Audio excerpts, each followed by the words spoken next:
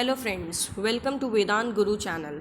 आज हम एक नए टॉपिक को डिस्कस करेंगे जो है economics behind opening of a liquor shops. शराब की दुकानों को खोलने के पीछे क्या इकोनॉमिक रीज़न है।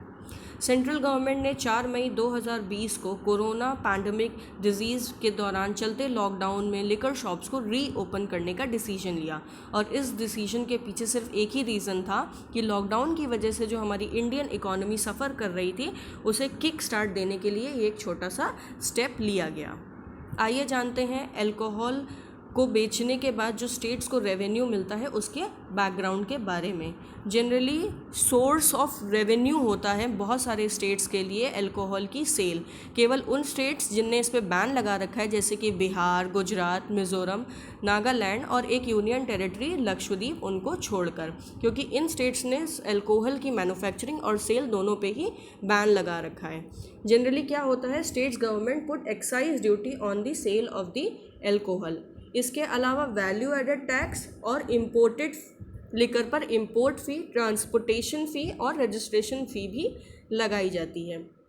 इसके अलावा उत्तर प्रदेश गवर्नमेंट एक स्पेशल ड्यूटी लगाती है अल्कोहल पे जिसको हम काऊ सेस कहते हैं, और इस सेस के पीछे सिर्फ एक ही रीज़न है कि जो स्ट्रीट्स काऊ होती हैं उनको शेल्टर होम प्रोवाइड कराने के लिए फ़ंड्स कलेक्ट करना।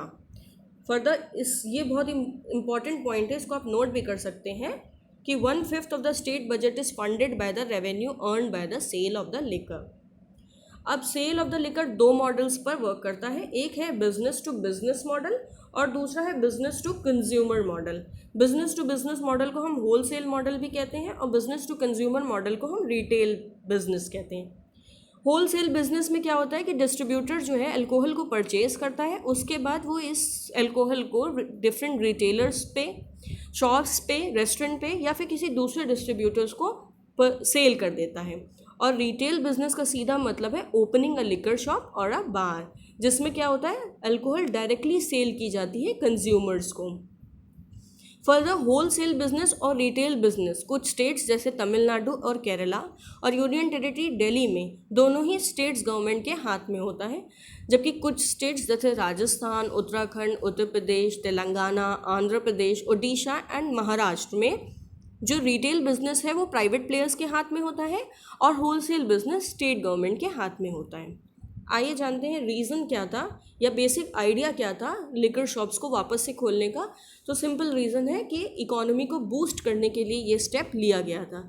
जनरली गवर्नमेंट क्या करती हैं, किसी भी कमोडिटी के प्राइस को इसलिए बढ़ाती हैं कि वो उसके कंजम्पशन को, उसकी डिमांड को जो है कम कर सकें। लेकिन अगर हम न्यूज़ के अकॉर्डिंग जाएं तो हम ये देखते हैं कि it hardly affected the demand and the consumption of the liquor. हमने न्यूज़ चैनल्स में, न्यूज़पेपर्स में फ़ोटोज़ देखी, लंबी लंबी लाइनें लगी हुई थी जो है लिकर को ख़रीदने के लिए, और इसमें बेसिकली मिडिल इनकम ग्रुप्स थे और लोअर इनकम ग्रुप्स थे। और मिडिल इनकम ग्रुप्स जो थे और जो लोअर इनकम ग्रुप्स होते हैं वो जनरली उनकी सैलरी तो बहुत होती नहीं है, लेकिन जितनी भी होती है वो अपना मोस्ट ऑफ द पार्ट जो है इसे अल्कोहल को ख़रीदने में खर्च कर देते हैं। तो it became the golden opportunity for the state government to earn the revenue. Middle income groups generally they are the large consumer of the alcohol, जिससे क्या होता है वो अपनी हाउस होल्ड इनकम को बहुत हद तक कम कर देते हैं। उनके जो फैमिली मेम्बर्स होते हैं उनको बहुत ही ज़्यादा कम बेनिफिट होता है उस इनकम से। क्यों? क्योंकि अगर उनकी इनकम शराब पर खर्च हो रही है तो उनकी सीधी सीधी household needs, nutritional requirement और हेल्थ केयर रिक्वायरमेंट सफ़र करती हैं।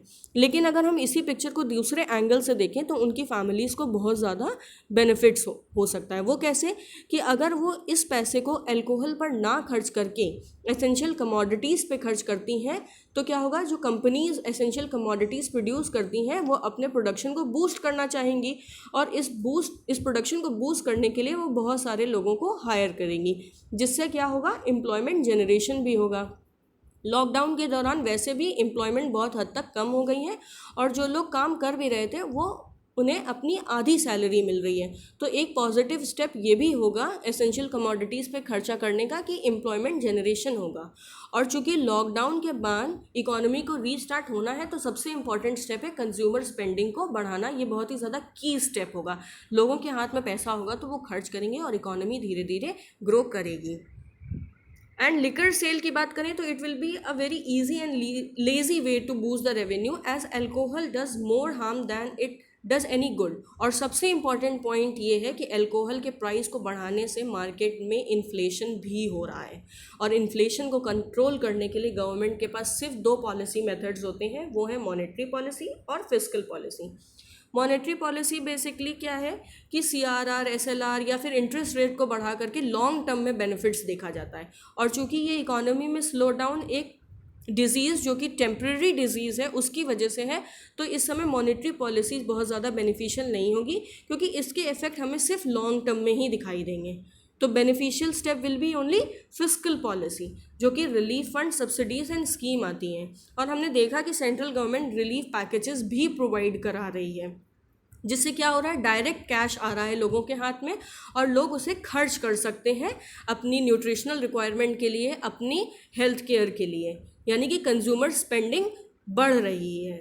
फर्दर अगर ये जो हाइक किया गया है लिकर के प्राइजेज़ में, आंध्र प्रदेश ने 75% हाइक किया है और यूनियन टेरिटरी दिल्ली ने 70% हाइक किया है, तो इससे जो रेवेन्यू जनरेट हो रहा है इसको बहुत हद तक यूज़ किया जा सकता है रिलीफ पैकेजेस में।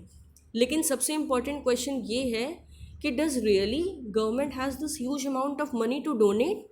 It is really a debatable question.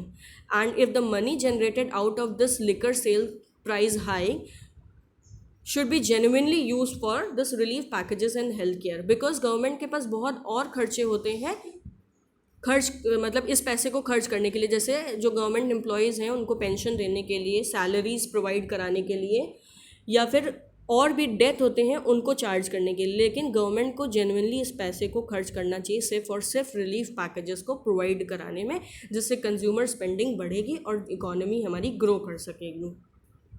Further only liquor sale revenue will not solve the problem of restarting the revenue. क्यों? क्योंकि ये एक स्मार्ट स्टेप नहीं है। इस पैंडमिक के दौरान ये स्मार्ट स्टेप कंसिडर बिल्कुल भी नहीं किया जा सकता। और ये जो हाइक है प्राइस में, ये एक टेम्प्रेरी स्टेप है, क्योंकि इन अ कपल ऑफ वीक्स या 2 या 3 हफ्ते में क्या होगा, ये जो हाइक है प्राइस में ये नॉर्मलसी की तरफ बढ़ेगा।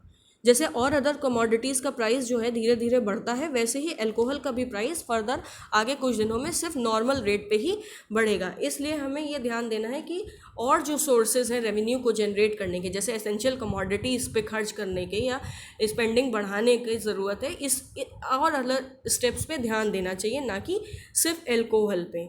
क्योंकि अगर हमें अपनी इकोनॉमी को लार्ज स्केल पे बूस्ट करना है तो हमें वेरियस मेथड्स अप्लाई करने पड़ेंगे, तभी हमारी इकोनॉमी लार्ज स्केल पर बूस्ट हो सकती है। Thank you for watching this video. Please like this video, subscribe this channel and don't forget to press the bell icon. Thank you for watching this video.